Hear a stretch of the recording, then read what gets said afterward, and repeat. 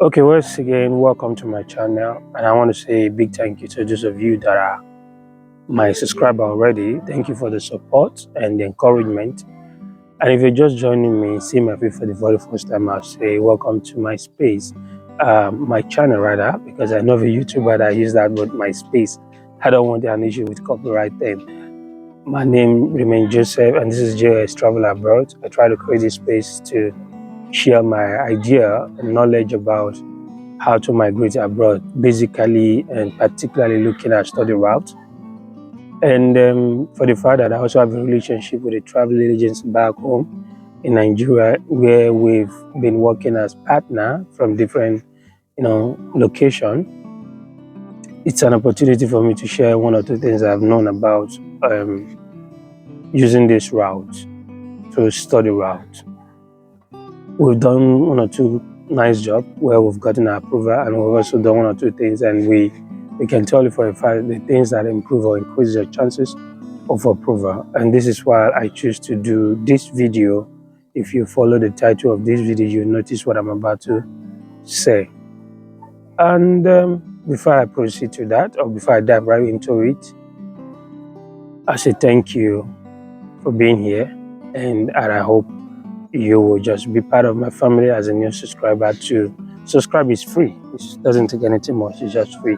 So you have opportunity to learn one or two things from me, because I think with time, I may start showing proof, like I'll just be on system, laptop, then begin to show you one or two things concerning whatever an idea I'm trying to share, maybe an application process, admissions, or a particular country. So don't let me waste much time. I think I spend more time introducing myself. This is just for the fact that I am starting up, so it always leads to one long introduction. Don't mind me in a novice.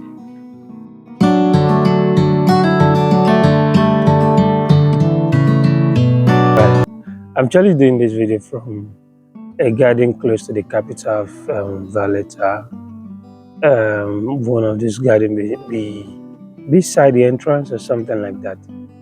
I left my school. I have class today. I left my school, and after class, I did one video recently in front of my school compound, and I'm just doing this one from here to share my ideas about the things that can improve your video. The previous one I did was basically talking about the things I know, work, job opportunity. The thing about why I'm doing this video here is it's a garden, and everybody loves to come and sightseeing. It's a quiet place. People are coming around and all that. So I don't know. Maybe it's kind of interfering, making me feel, am I actually doing the right thing or not? But this is why I'm doing this video. First of all, if you're in this age bracket, you stand a chance of approval if you're trying to apply to study in US. US has visa interview stage where you will need to go to the embassy and you'll be interviewed on a face-to-face interview with the immigration officer. And in the process, one or two jobs we've done over time, I noticed one particular trend, and this is what I'm trying to share this idea with you. It's common if you're in this age bracket from 18, maybe even if you're lesser than 18 when you finish your SSC. I'm using Nigeria as a case study now. If you are from 17, 18 to 22, 22 should be fine. It's 17, 18 to 22 years of age, and you're applying for an undergraduate program, your chances of approval is high. It's really very high.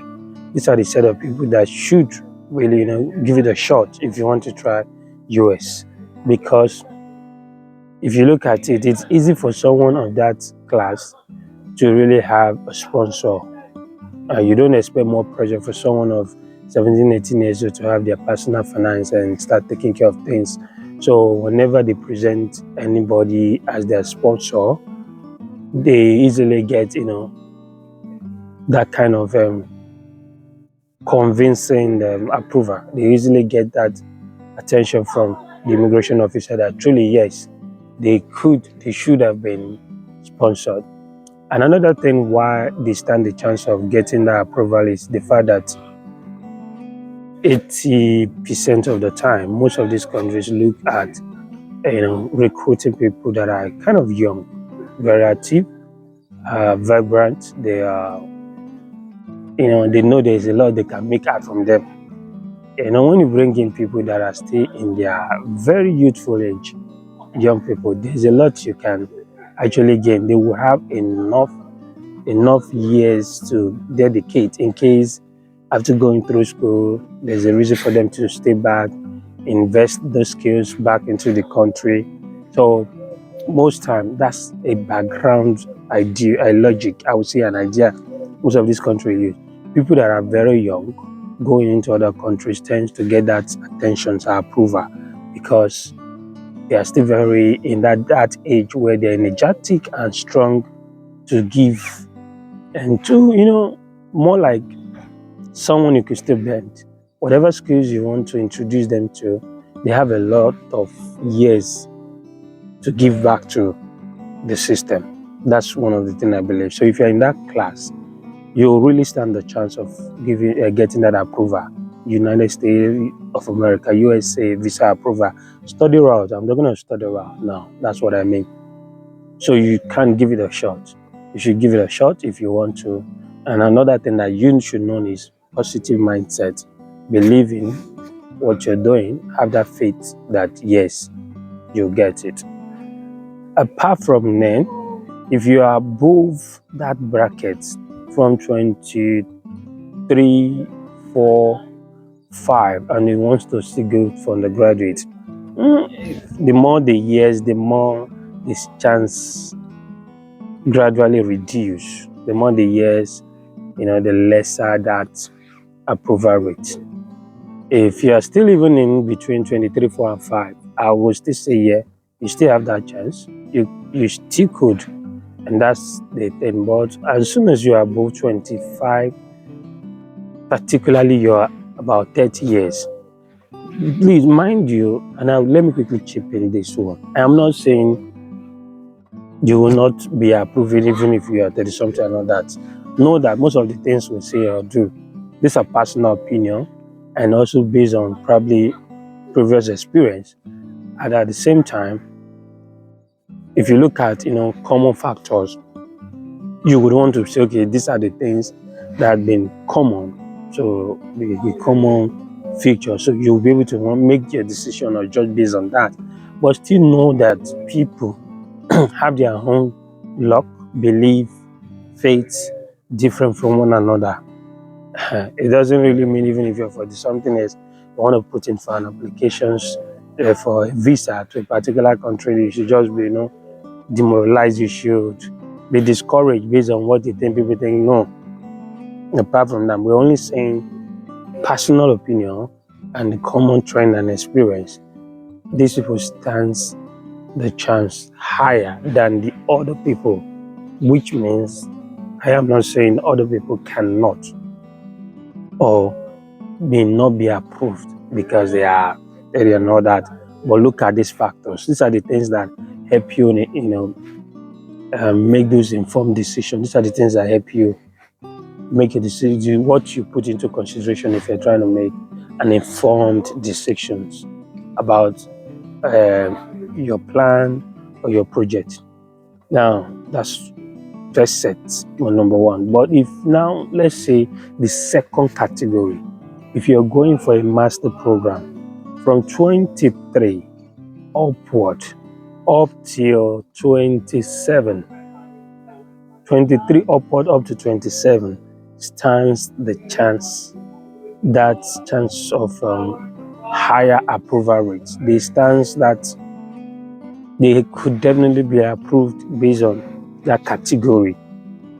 These are the major class people that really stand the chance of getting approval if you're in between that bracket from 23 to 27.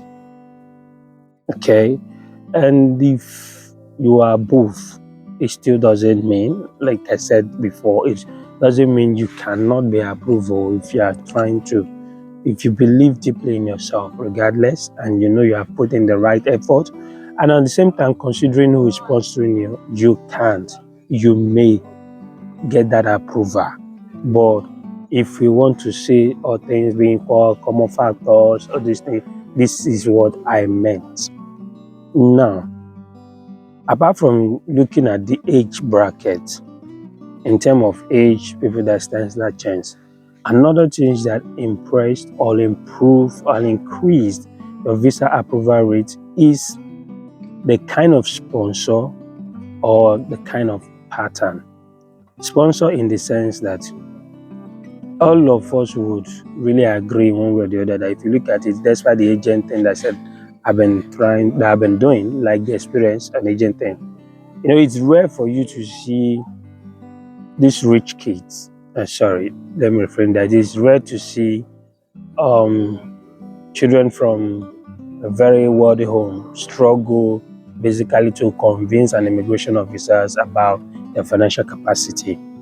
For instance, all these top politicians, children, you won't say they will find it difficult to kind of get approval if their children are going for study abroad. The reason being that their financial capacities are obvious for them to see and verify. Imagine a commissioner, a local government chairman, a governor, and all that. It is easy. The verification stage is faster. Probably you'll be seeing a letter of recommendation coming in from the okay, let me say, for instance, a councillor now trying to send his or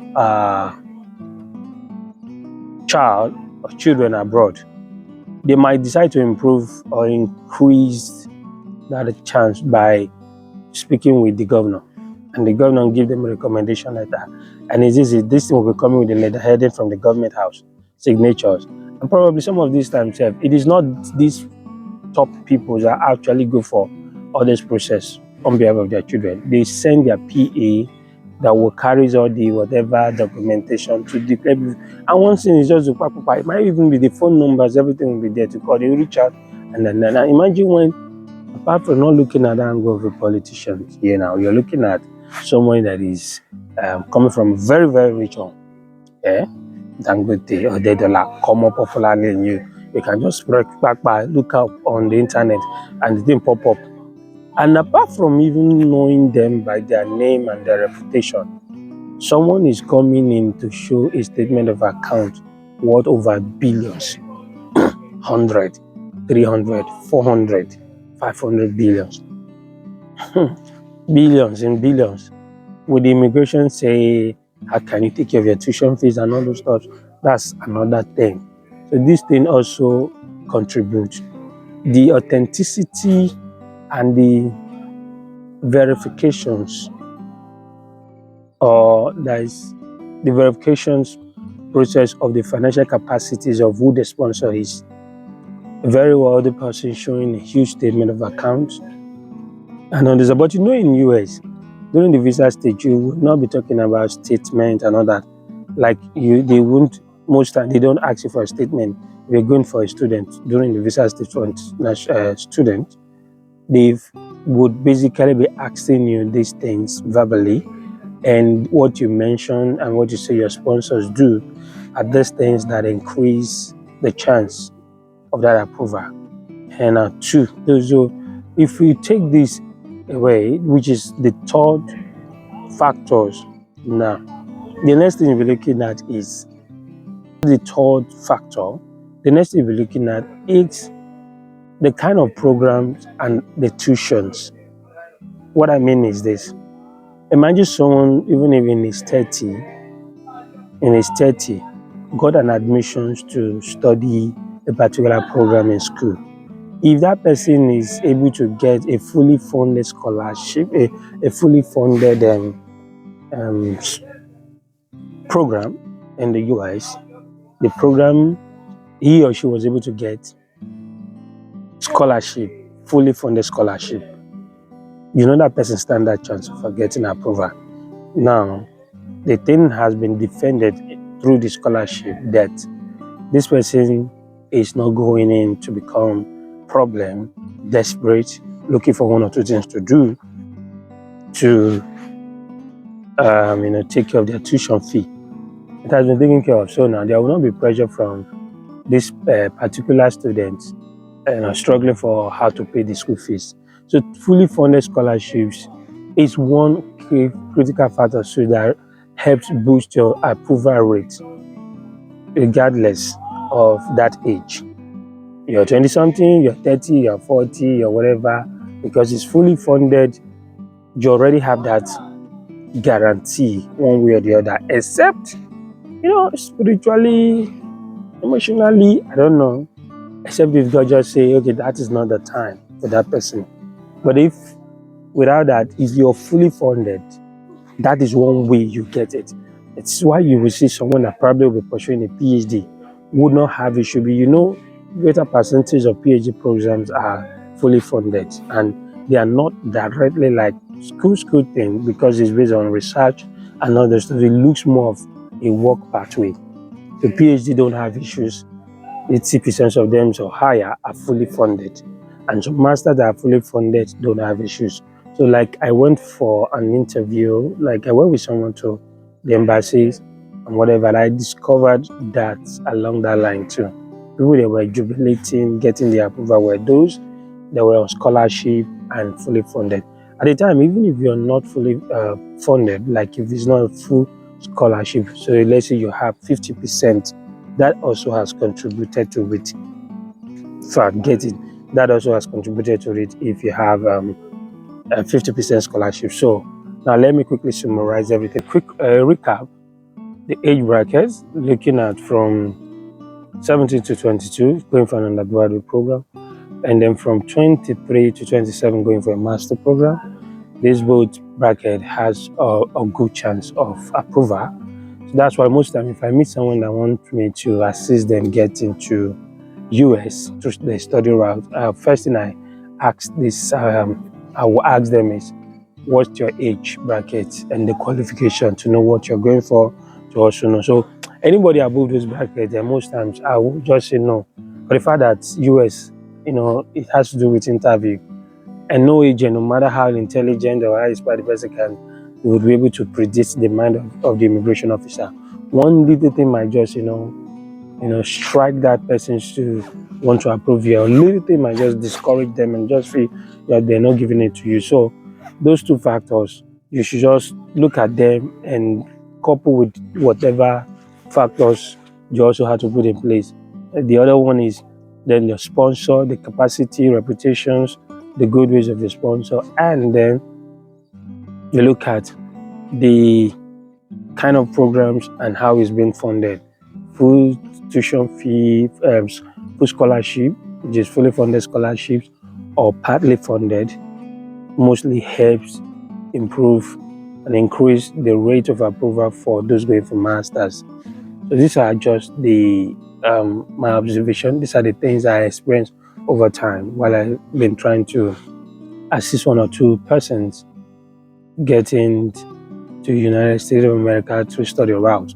So if you want to consider, applying for schools in US, and you are looking at what are the things that can really increase your chances, you might be able to look at all this and make your decision based on them. And apart from that, also have that general believe in yourself, have that faith, and say, yeah, just do the right thing, then let God take care of the rest. And while you do the normal general thing, believe in yourself. You might get it regardless of the age. When people say these are the common things, it does not mean there are no uncommon things. It means there are some special situations where you just get it bad. When people really have written you off, thinking there are a lot of things that is going to work against you, like against all odds, and you made it.